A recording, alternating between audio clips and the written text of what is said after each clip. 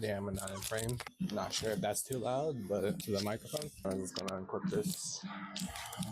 If you're wondering what that is, that's just instrumentals, Midwest emo mixtape, no copyright because YouTube. So I usually do this in the morning, but it's like 9:34 p.m. So this is the last thing I do before I attempt to sleep. But so I'm going to try to record tomorrow. I'm going to have the willpower to, like at least like a little tiny video, like a little vlog thing of everything I do. Which is probably not much because I'm unemployed.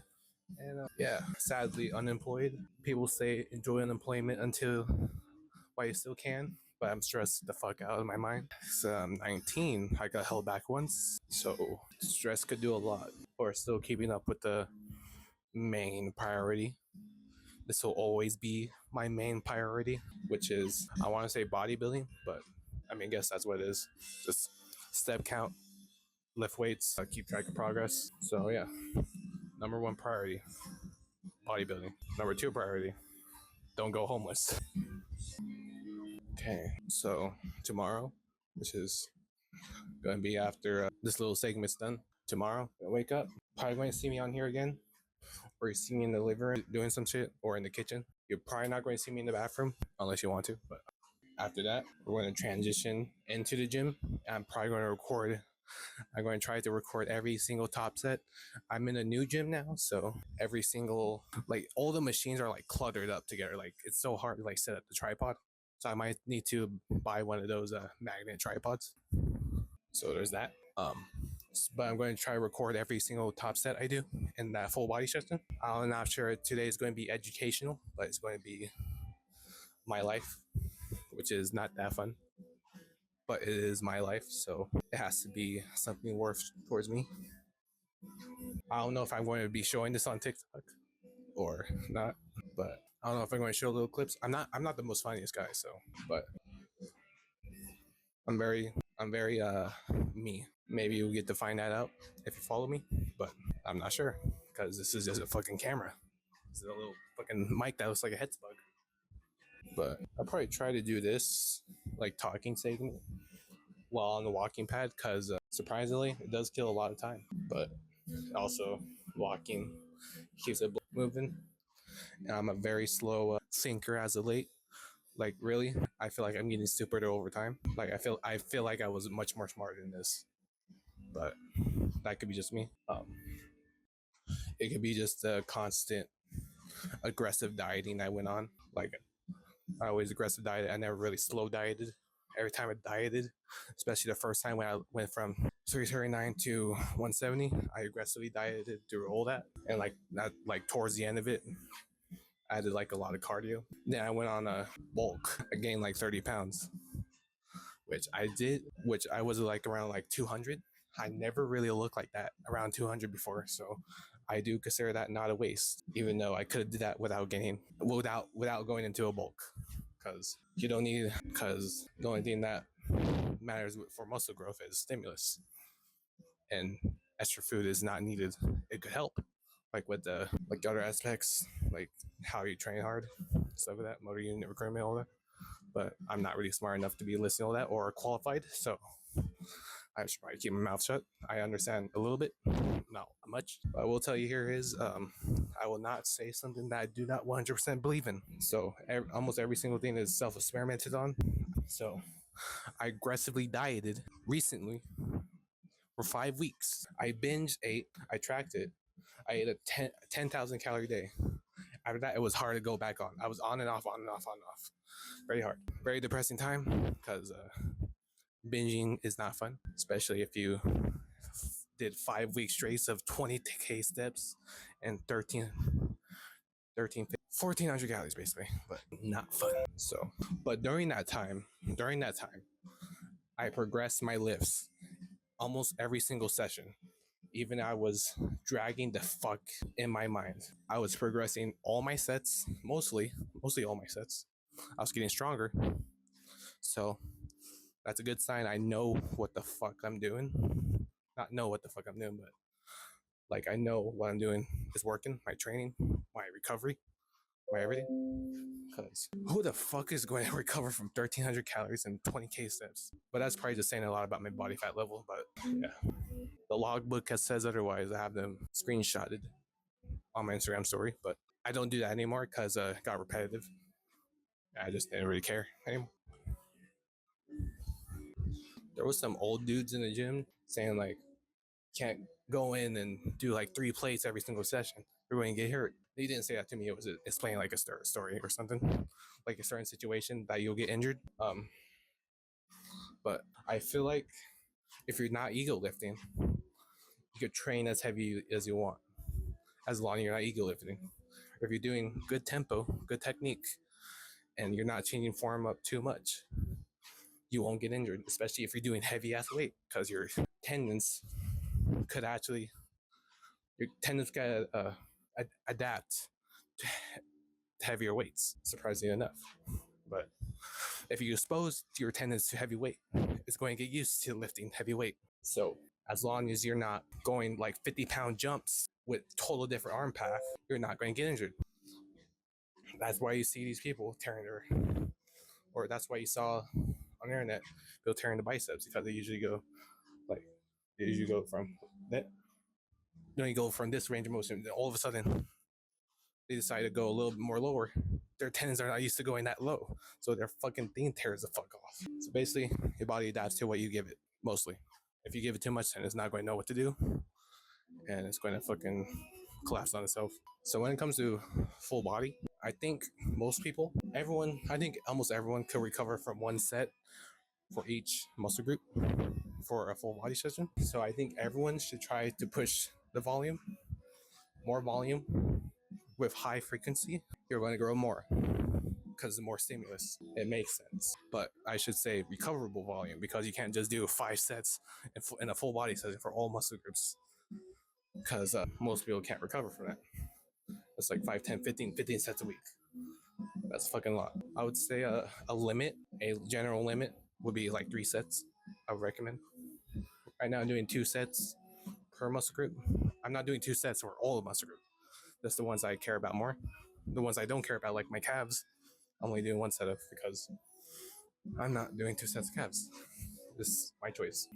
I don't really got any studies or any like knowledge or any like educational background about all this shit. I'm just a regurgitator that just trying to use common sense to figure the rest of it. Trying to use common sense to figure out the rest, which most of it is common sense. If you know the basics, then it's very easy to figure this shit out with common sense. Because I figured this shit out mostly by common sense, but I didn't trust myself enough to actually act on those conclusions. I just realized I just got like Ronnie Coleman as my poster on my side right here, so this might be a good ass camera angle, besides from my head being cut off right here, but also dark as fuck, not a whole lot of lighting. So maybe I need to invest in a lamp if I decide to do this long term. I'm not sure, because but realistically, I don't need a camera lamp. I do have multiple phones here. I could just power one of those on, fucking tape a flash, or just tape a flashlight in general, just right here. It's called making use of your current environment. I'm not going to do that because it's nighttime, and the only thing I'm willing to do is put on background music. I'm not sure if it caught on camera. I'm not sure if the fucking fans ruining it, because my body is blocking it, so I'm not. But this setup right here is the most brain rot setup ever. The TV's right here.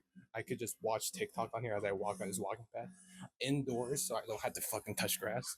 Like, this shit is fucking. This probably cannot be good for the mind.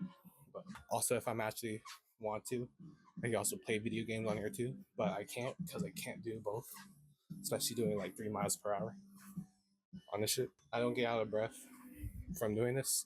I only get out of breath from talking, because I don't think I mastered that skill of walking and talking, because I got no friends.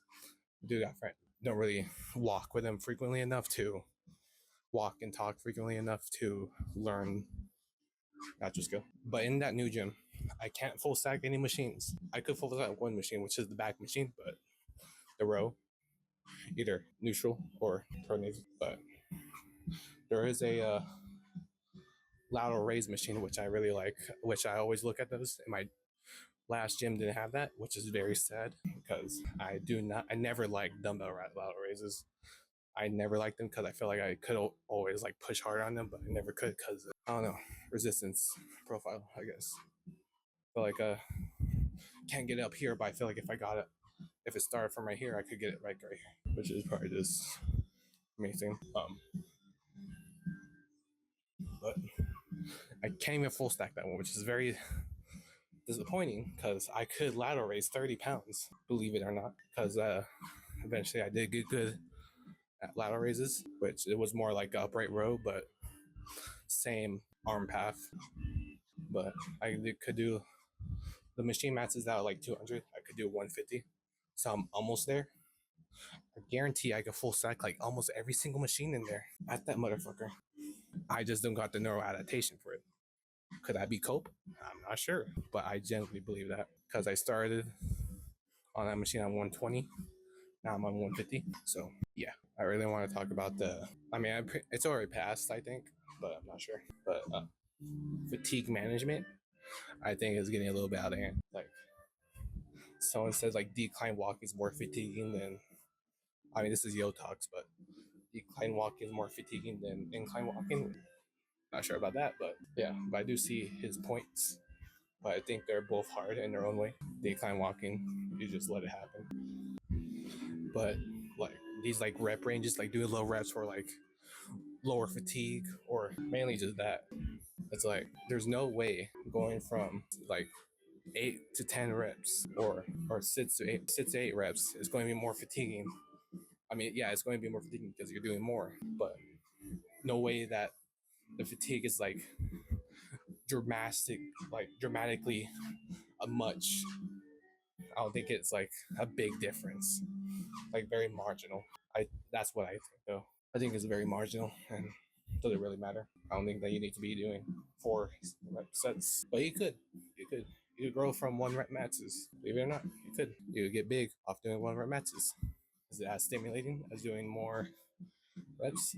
No, but yeah, sometimes I do go low reps. Sometimes I get 3. Sometimes I overshoot.